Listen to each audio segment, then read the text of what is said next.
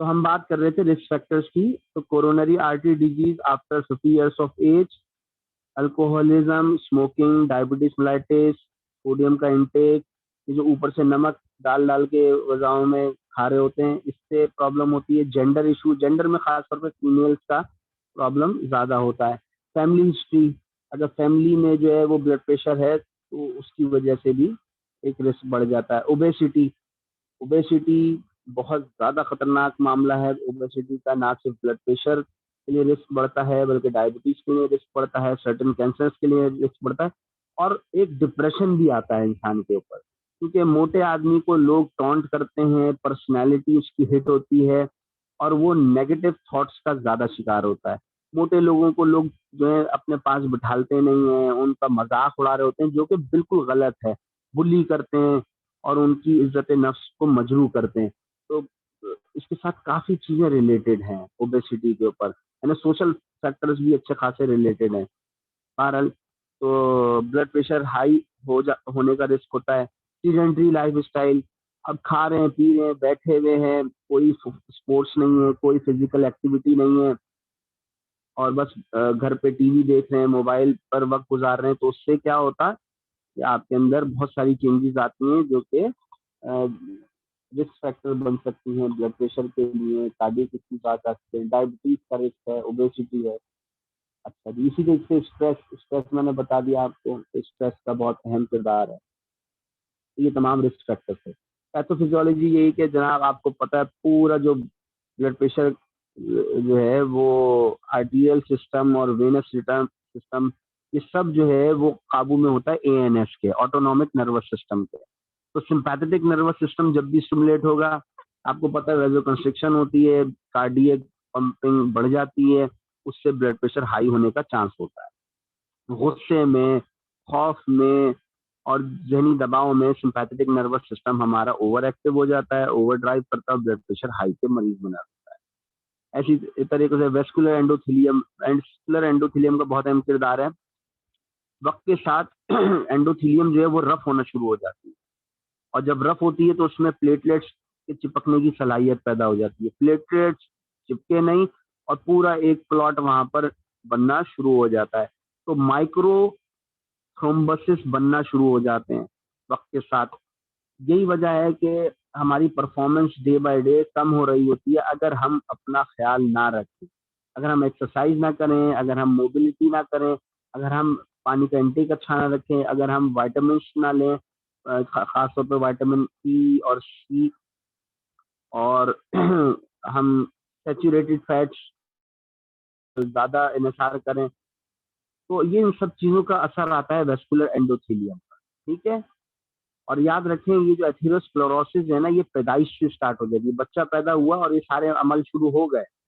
जाहिर सी बात है, इंसान जो अल्टीमेटली उसको जाना है इस दुनिया से, कोई ना कोई तो बहाना बनेगा ना।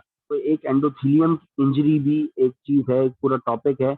और रिसर्च ये कहती है कि एंडोथेलियल इंजरी जो है वो from the day one start हो जाती है, ऑल्दो उसका रेट बहुत कम होता है, लेकिन ये आफ्टर 40s जो है ना, इसका रेट बढ़ जाता है।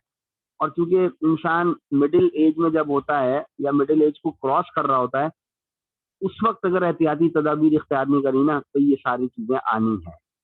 ठीक है।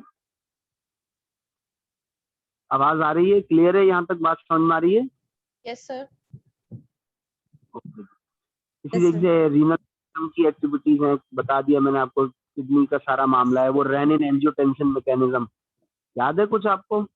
रेनिन जी जी angiotensin sir. Mechanism, yes sir. तो वो अगर ज्यादा ओवर एक्टिव हो जाए तब भी ब्लड प्रेशर हाई का मरीज बन जाता है।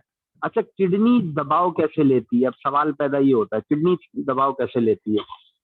देखिए,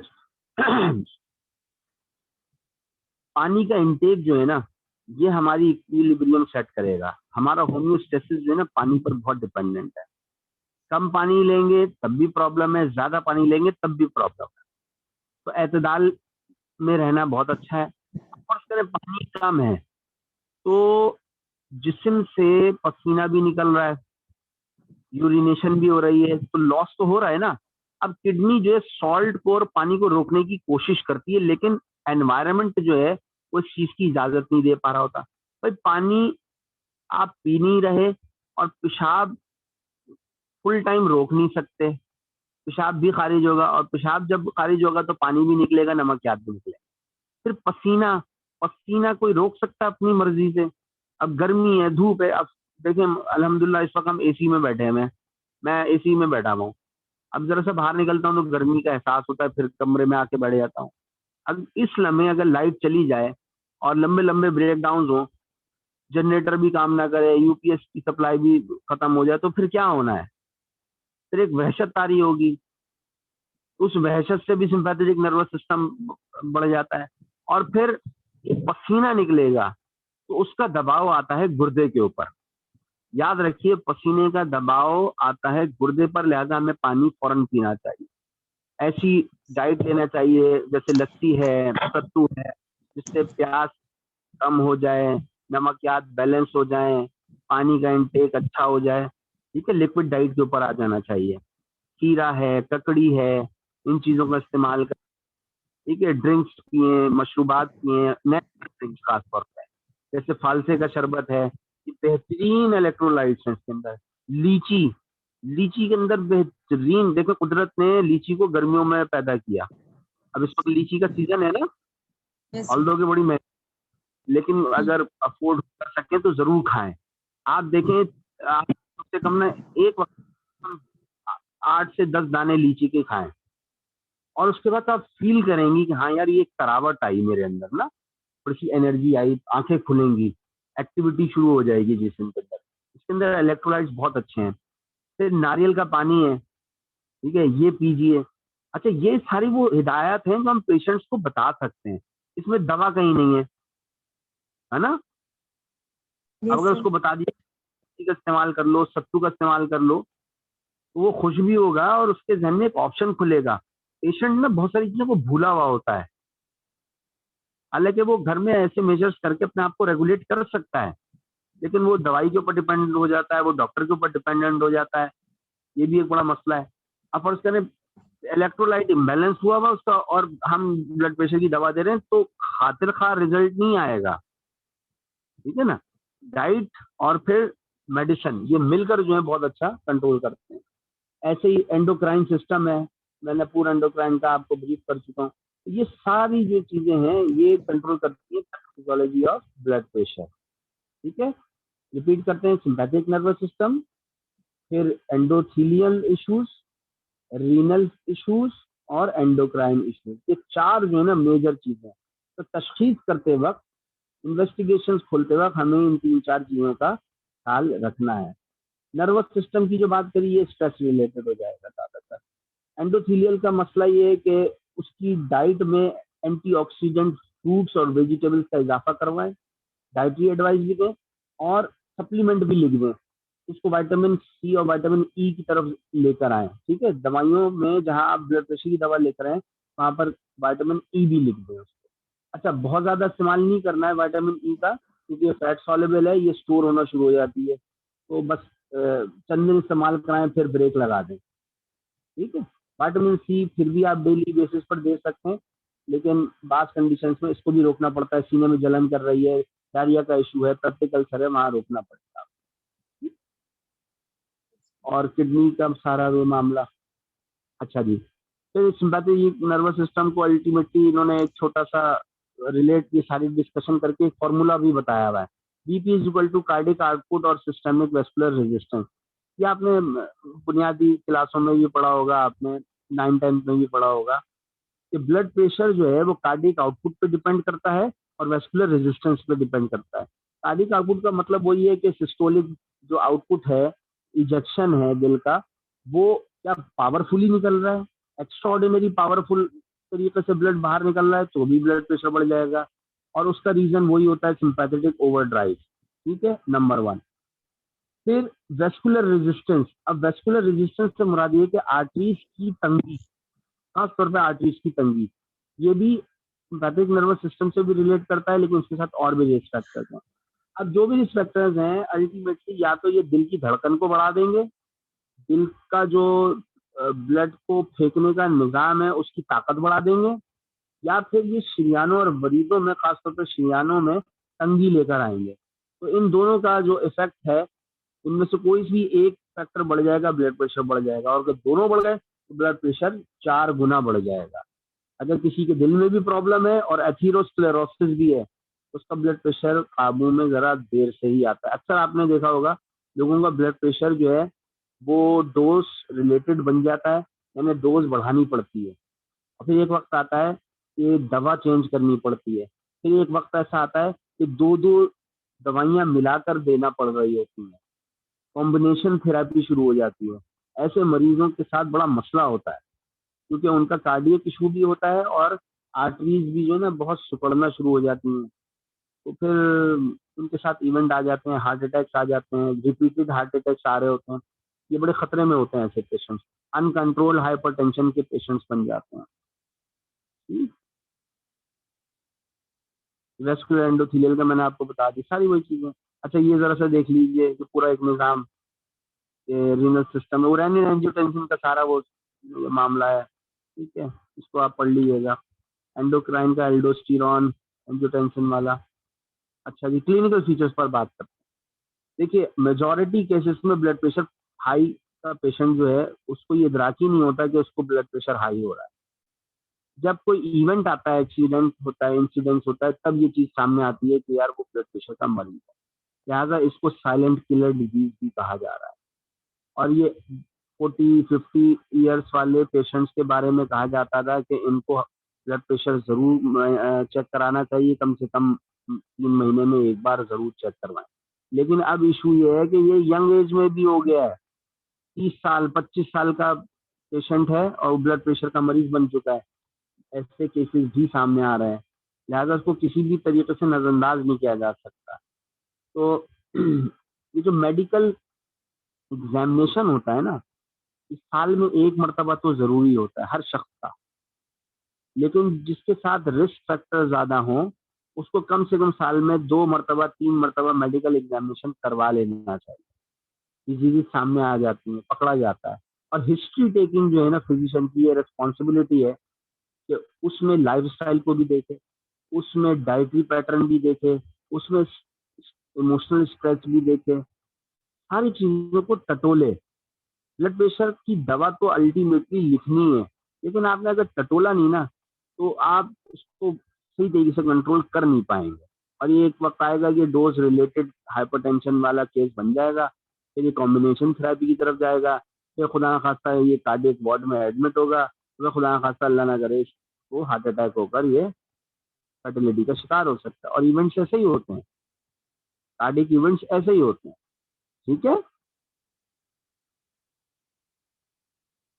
तो एक तो अगर एसिम्टोमेटिक है तो ये इस तरीके से चलता है, और अगर सिम्टम्स ये आ जाए जो स्क्रीन के सामने है, तो फौरन तवज्जो देनी चाहिए। सर में शदीद दर्द, अब सर का जो दर्द होता है उसके भी कई कॉजेज हैं, लिहाजा सबसे पहले ब्लड प्रेशर चेक करना है।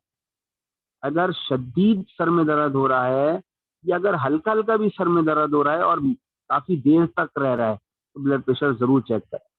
ब्लड विजन मैंने आपको बताया, एक प्रेशर चेक करें। डिजीनेस, चक्कर आना, ठीक है, सर घूमता हुआ महसूस हो रहा हो, बैठे बैठे सर घूम रहा है, तो भी तवज्जो दें, ब्लड प्रेशर चेक कराएं। नौजिया, मतली आ रही है, उल्टी आ जाए, थकान हो, फटीग, इपिस्टेक्सिस हो रहा हो, ठीक है, नक्सीर फूटना, बार बार नक्सीर फूटना, बार लोगों में आपने देखा होगा अक्सर नक्सीर फूटती है, उनका ब्लड प्रेशर चेक करें। अच्छा, कुछ लोगों की आदत होती है नाक में उंगली करते रहते हैं, नाक साफ करते रहते हैं, उनको भी इपिस्टेक्सिस हो जाती है। मुस्तकिल नजला भी रह रहा हो उसमें भी इपिस्टेक्सिस हो जाती है। हीट स्ट्रोक, सन स्ट्रोक हो जाए उसमें भी इपिस्टेक्सिस होता है, और वही ब्लड प्रेशर हाई की कंडीशन होती है। चेस्ट पेन, दिल की तरफ या सीने में दर्द। देखिए, चेस्ट पेन को पहले ही समझा जाता था कि कार्डियक पेन है। एवरी चेस्ट पेन इज, लेकिन every chest pain is a serious condition, इसको नजरअंदाज ना करें।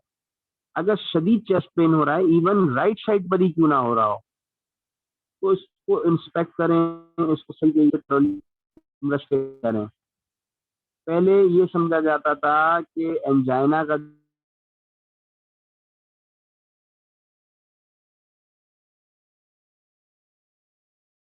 अब ऐसा नहीं है। हेलो, आवाज आ रही है? जी सर, अब आ रही है, बीच यस में सर, चली आ गई रही है। थी। अब आ रही है।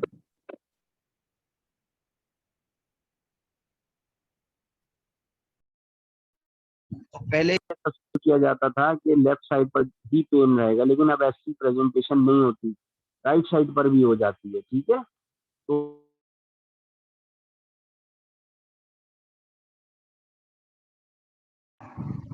सांस में तंगी, सांस उखड़ना शुरू हो रही हो, उस तरफ भी, उस वक्त भी ब्लड प्रेशर हाई के चांसेस हो सकते हैं। ब्लड प्रेशर चेक करें।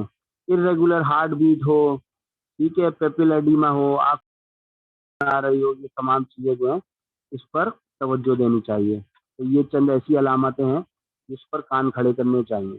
डायग्नोस्टिक इवेल्युएशन में फिजिकल एग्जामिनेशन है, ठीक है, हिस्ट्री टेकिंग है, डायबिटीज को रूल आउट करें, सीबीसी करवाएं। हो सकता है कभी कभी ऐसा भी होता है कि उसको कोई इन्फेक्शन चल रहा होता है, उसकी वजह से भी ब्लड प्रेशर हाई हो रहा होता है। एक्सरे चेस्ट कराएं, इसमें दिल के हालात सामने आना शुरू होते हैं। ईसीजी कराएं, ईसीजी तो है ही स्पेसिफिक दिल के लिए। ठीक है, मैनेजमेंट कोशिश करनी है कि लाइफस्टाइल मॉडिफिकेशन पर ज्यादा जोर दें, उसके बाद में फिर ड्रग थेरेपी की तरफ आए। और लाइफस्टाइल मॉडिफिकेशन से काफी केसेस ठीक हो जाते हैं। फर्ज करें आप उससे ही कहें भाई नमक कम करो, अच्छा नमक कम करने की उसकी आदत नहीं बन पा रही है, ऊपर से नमक छिड़क के ही खाता है, तो अब आप उसको क्या एडवाइस करेंगे? नमक नहीं छोड़ रहा पे एक पेशेंट, बताइए, है कोई चीज जहन में ऑप्शन? मैं बताता हूँ। एक नमक आता है राइट सॉल्ट के नाम से, वो बनाया ही गया है ब्लड प्रेशर के मरीजों के लिए। उसका टेस्ट नमक जैसा है, लेकिन उसमें सॉल्ट जो है कंटेंट वो कम है, ओ सोडियम कंटेंट कम है। असल तो सोडियम कल्प्रेट है जो ब्लड प्रेशर हाई करता है। ठीक है, RITE, RITE, राइट सॉल्ट। ठीक है, ये अवेलेबल है ओके सर। हमारे, इसको नोट कर लीजिए। तो नमक उसका चेंज करें। ठीक है, ओके सर। तो नोटिफिकेशन में बहुत है, बैठा ना रहे, थोड़ा सा एक्सरसाइज कर लिया करें, मॉर्निंग वॉक की आदत डालें। मॉर्निंग वॉक बहुत अच्छी चीज है। Yes sir. मॉर्निंग वॉक जो है ना, यकीन जाने 1 घंटा जिम से ज्यादा अच्छी चीज है। सुबह सुबह पॉल्यूशन नहीं होती, फ्रेश एयर मिलती है। अच्छा, कोविड का सीजन चल रहा है, पेंडेमिक फैल चुका है, सुबह के वक्त लोग ज्यादा होते नहीं है बाहर, अगर उस वक्त बाहर निकला जाए तो बेहतरीन सेफ और बेहतरीन ताज़ा हवा आपको मिल सकती है। तो निकलना चाहिए, फजर के बाद थोड़ा सा वॉक कर लें। ठीक है, सब्जियों का इस्तेमाल ज़्यादा कर लें। फिर रात का खाना जो है ना वो हल्का करें। रात का खाना जो भर भर के खा रहे होते हैं ना, रात को ज़्यादातर जंक फूड चल रहा होता है। और मछली भी ले आओ तो बारबेक्यू भी ले आओ, तो रोस्ट भी ले आओ, नहारी भी ले आओ, पाए भी ले आओ, ये सारी चीज़ें जो है वो बेड़ा गर्क कर रही होती है। तो लाइफ स्टाइल मॉडिफिकेशन में ये सब चीजें आती हैं। सिगरेट स्मोकिंग, चाहे वो एक्टिव स्मोकर हो चाहे वो पैसिव स्मोकर हो, ठीक है, दोनों खतरनाक सूरत हाल है। ये सारी चीजें करेंगे तो इंशाल्लाह ताला हम जल्दी काबू कर लेंगे ब्लड प्रेशर को। ठीक है, ये देख लीजिए सारी वही चीजें। अच्छा जी, फार्माकोलॉजिकल में सबसे पहला ऑप्शन हमारे पास डायरेटिक आता है। ठीक है जी, थायराइड डायरेटिक्स दें, फेरोसोमाइड दें, लेकिन अमूमन थक करके जो है ना दूसरी दवाइयों पर आ जाते हैं। अच्छा, किसी हद तक वो ठीक भी है, क्योंकि बाज मरतबा इतना हाई ब्लड प्रेशर चल रहा होता है कि खाली थायराइड से कंट्रोल नहीं हो रहा होता, तो हमें एस इनहिबिटर्स की तरफ जाना पड़ता है। इस वक्त सबसे अच्छे ऑप्शन तो यही हैं। बीटा ब्लॉकर्स भी हैं, अल्फा ब्लॉकर्स भी हैं, वेजोडाइलेटर्स हैं, एस इनहिबिटर्स हैं, कैल्शियम चैनल ब्लॉकर्स भी हैं। यही 4-6 ऑप्शन है हमारे पास। अच्छा, हम being herbalist, being eastern system of medicine practitioner, हम बात करेंगे हर्बल मेडिसिन के ऊपर। ठीक है, और इसके लिए मैं बाद में आपको एक टारगेट देता हूँ सैम्पल की सूरत में। मैंने रिसर्च आर्टिकल्स हैं, आपने उसे पढ़ना है, और फिर क्लास में हम उसमें डिस्कशन करेंगे कि हमारे पास क्या क्या हर्बल ऑप्शंस, ठीक है। ये आपने काम करना है, आपने उन हर्ब्स का लिटरेचर रिव्यू करना है। फर्स्ट करें, एक आर्टिकल में 4 ड्रग्स का कहीं जिक्र है, तो आप उनमें से 2 ड्रग्स उठा लीजिए जो आपको पसंद हो और उसका लिटरेचर निकालिए, ठीक है। जब आप उसका लिटरेचर निकालेंगे तो आपकी मालूमात में और इजाफा होगा कि ये दवाई किस किस तरीके से इस्तेमाल की गई है, कितनी डोजेज में इस्तेमाल की गई है, इसके ऊपर कितने क्लिनिकल ट्रायल हो गए। आप यकीन जाने आपका कॉन्फिडेंस बढ़ जाएगा उस दवा पर। अभी जैसे ये सारा ये 6-7 ग्रुप बताया ना एलोपैथिक में, तो उसके ऊपर क्लिनिकल ट्रायल्स हुए हैं, लोग उन्होंने काम किया है, तो ये स्टडीज हो होकर ही तो ये ड्रग जो अप्रूव हुई है। ऐसे हर्बल मेडिसिन में भी चीजें हो रही हैं। आपने ये काम करना है, ये जो मैंने आर्टिकल्स दिए उनको पढ़िए, अलावा भी जैसे हमारे सिस्टम ऑफ मेडिसिन में रिवॉल्फिया का बड़ा सबसे पहले नाम आता है। Yes, sir. असरॉल बूटी, छोटी चंदन भी कहते हैं इसको। इसके ऊपर जरा पढ़िए तो, ठीक है। तो रिजर्वेशन निकालिए, और मैं ये चाहूंगा कि देखो अब आपकी जो है वो जो लर्निंग जो कैपेबिलिटी है ना वो बढ़नी है, और आप अब खाली वो अंडर ग्रेजुएट स्टूडेंट नहीं हो, अब आप पोस्ट ग्रेजुएट स्टूडेंट बन रहे हो, एमफिल के स्टूडेंट हो। आपकी स्टडी है ही फ्रॉम द डे वन ना। आज से आपने रिसर्च बेस्ड स्टडी को अपना मकसद बनाना है। ये सारी डिस्कशन जो मैंने अभी आप पहले भी सुन चुकी, ये चीजें आपको मिल जाएंगी बआसानी, और आप माशाल्लाह पढ़े हुए हो। ये तो मैंने आपको सिर्फ एक रिवाइज कराया है और कुछ नहीं कराया। असल काम आपका शुरू होगा हर्बल मेडिसिन के ऊपर। आपकी स्टडी स्ट्रांग होनी चाहिए। आप सबसे पहले लिटरेचर रिव्यू कर दें, और मैं ये चाहूंगा कि हम यूं जी टॉपिक्स आगे बढ़ते चले जाएंगे, हम अंदाज अपना यही रखेंगे। और मैं चाहूंगा कि इन आप अपने कोर्स के इख्तिताम तक या पहले तक लिख चुके हों, और वो रिसर्च पेपर होगा रिव्यू रिसर्च पेपर। ताकि मतलब अभी आप क्लिनिकल काम तो नहीं करोगे, ठीक है, अभी तो आपका साइनॉप्सिस होगा, फिर आपका वो थोड़ा टाइम लगेगा, लेकिन इस दौरान में कोर्स वर्क आपका है। इस दौरान आप रिव्यू लिटरेचर करें और रिव्यू आर्टिकल लिख लें। मैं इसमें आपकी हेल्प करूंगा, ठीक है। आप दोनों मिलकर भी एक टॉपिक पर काम कर सकते हैं, और पैरेलल एक करते, इससे आपको बहुत फायदा होगा, ठीक है। आपकी सीवी बढ़ेगी, आपको रिसर्च पेपर्स लिखना आना शुरू हो जाएंगे, और आपका एक कैलिबर बनेगा, ठीक है। ये काम आपने करना है। अब जब हमारी नेक्स्ट क्लास होगी तो आप मुझे कुछ शो करोगे कि सर मैंने ये लिटरेचर रिव्यू कर लिया इन आर्टिकल्स का, ठीक है। Okay. ये Yes, काम sir. रिवॉल्फिया के ऊपर करना है, तो आपने रिवॉल्फिया के ऊपर क्लिनिकल स्टडीज ऑन रिवॉल्फिया सर्पेंटिना लिखिए गूगल में, आपको बहुत सही, वहां से रिसर्च पेपर डाउनलोड कीजिए। उसका जो एब्स्ट्रैक्ट है उसको पहले पढ़िए, एब्स्ट्रैक्ट को पहले पढ़िए, फिर उसके बाद में जो उसकी रिजल्ट डिस्कशन है ना बस वो पढ़ें, और उसको उठा कर ना कॉपी पेस्ट करके एक जगह पर सेव करें।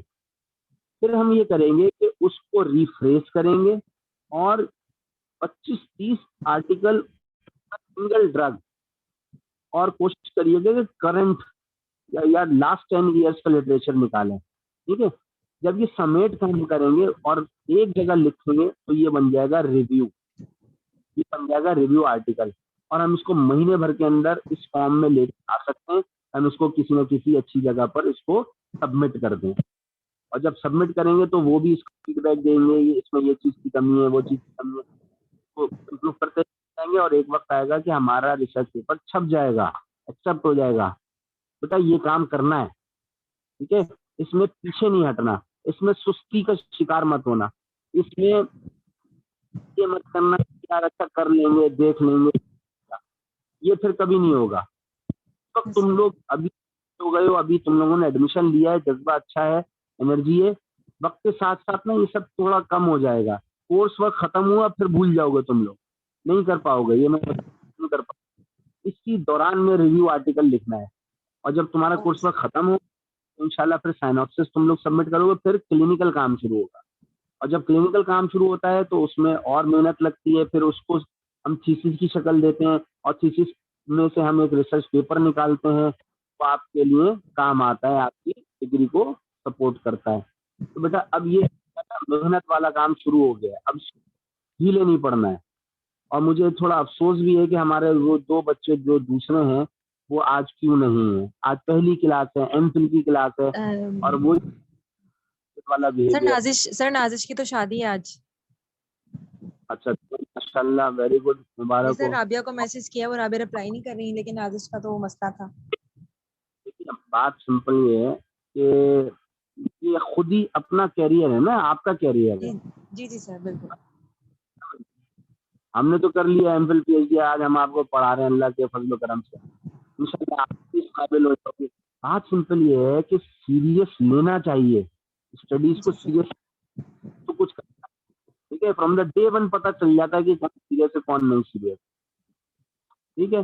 बहरहाल जी सर। आई विश, और ये इतनी सारी डिस्कशन करिए, इसका वो हिस्सा आप उनको कम्युनिकेट करिएगा, ठीक है। और ये तो अपलोड हो ही जाएगी बात, जी सर। हमें इसका आगाज अब कर देना चाहिए, ठीक है। जी सर, अल्लाह इंशाल्लाह। बात करेंगे।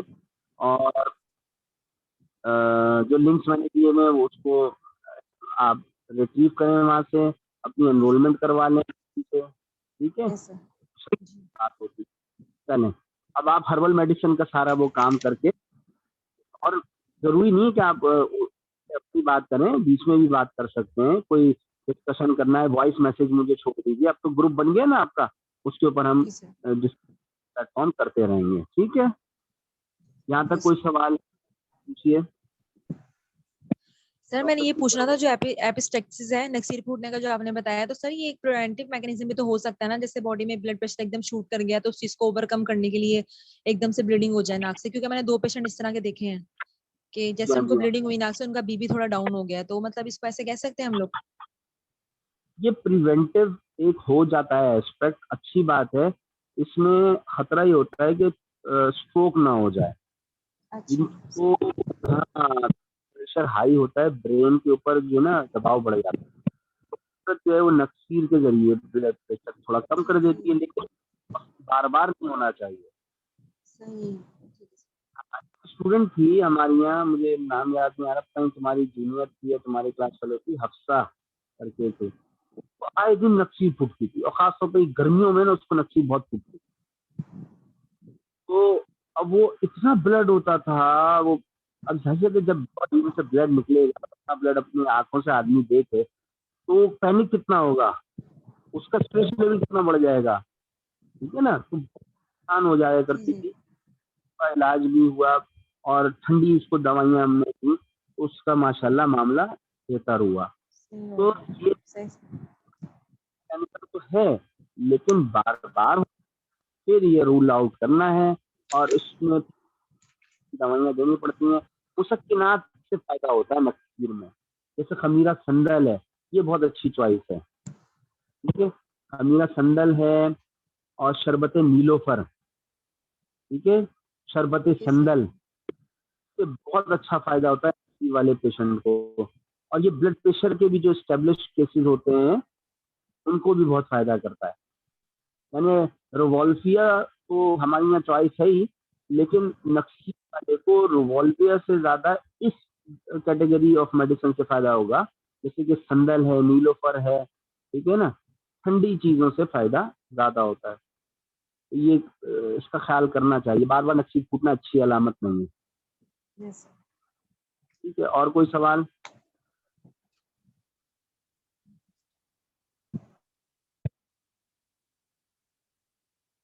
चलें, अगर कोई सवाल नहीं है तो बस ठीक है, इसको खत्म करते हैं यहीं पर ही, ठीक है। Yes sir.